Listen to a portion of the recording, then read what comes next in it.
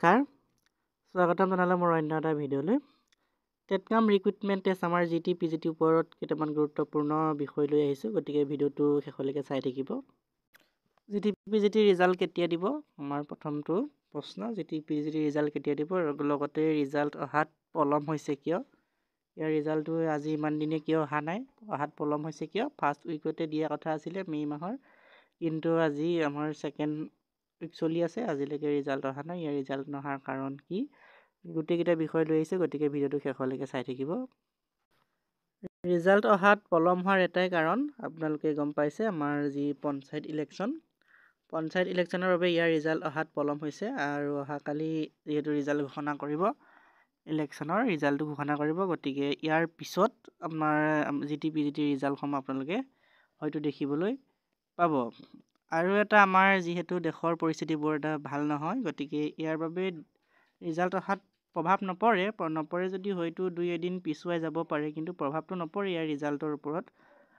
হ'লেও 2-এদিন পিছুৱাই যাব পাৰে বুলি কওঁতে মই আগৰ ভিডিঅ'ত আপোনালোকক কৈছোঁ ৰিজাল্ট কেতিয়া আহিব বুলি কওঁতে আমাৰ মে' মাহৰ মই 15 তাৰিখলৈকে আপোনালোকক কৈছিলোঁ। 15 তাৰিখৰ আশে পাশে হয়তো ইয়াৰ ৰিজাল্টটো আহিব পাৰে বুলি কৈছিলোঁ। 15 তাৰিখৰ আগতো আহি যাব পাৰে বা পিছতো আহি যাব পাৰে, কিন্তু হয়তো নাহিবগৈ পাৰে আমাৰ 15 তাৰিখৰ বা হয়তো শেষৰ ফালে হ'বগৈ পাৰে আমাৰ ৰিজাল্টটো।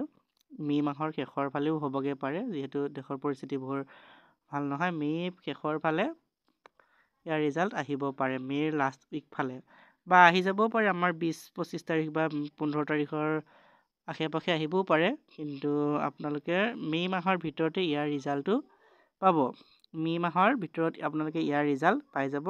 জুনলৈ নাযায়গৈ, জুনলৈ যোৱাৰ সম্ভাৱনাটো নাই। যদি যায় জুনৰ প্ৰথম সপ্তাহতেই আহিব, জুনলৈ কিন্তু ইয়াৰ ৰিজাল্টটো নাযায়গৈ, মে' মাহতে অহাৰ সম্ভাৱনা আছে। আপোনালোকৰ জুন মাহলৈ যোৱা ইমান এটা চান্স নাই, গ'লেও আপোনালোকে প্ৰথম সপ্তাহতে জুন মাহৰ ইয়াৰ ৰিজাল্ট দেখিবলৈ পাব।